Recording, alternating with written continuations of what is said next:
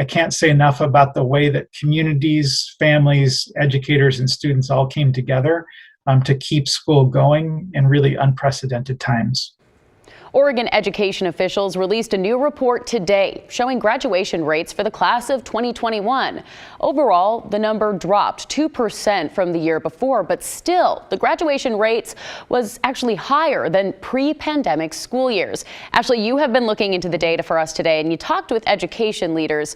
The report here is very nuanced. Yeah, it is. So we took some time to go through it, and essentially some districts had some good improvements, others fell short. Overall, though, the state's graduation rate for 2021 came in at just over 80%.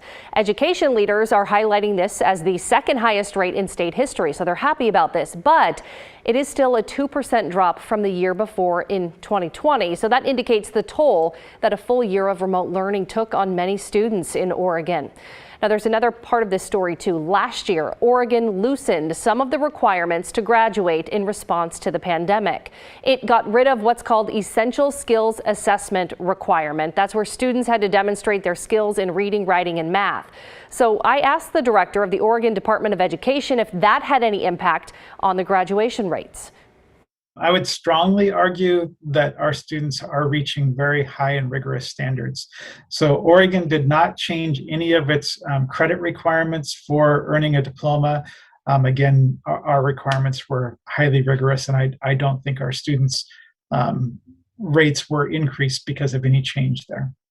Now, officials say there is still work to be done, especially to help students of color and those experiencing homelessness. We looked in the report and it detailed that those particular groups saw drops in graduation rates in 2021, Brittany, compared to the year before. So there are a lot of discussions on how to do better. Obviously, officials agree that it's best for students to be in the classroom, but they had to make do with what we had over the past 2 years. Yeah, and it really is interesting when we look at research coming out of the pandemic, how we see parallels for marginalized communities when it comes to education, healthcare. It'll be interesting to follow in the years to come. Yeah, absolutely.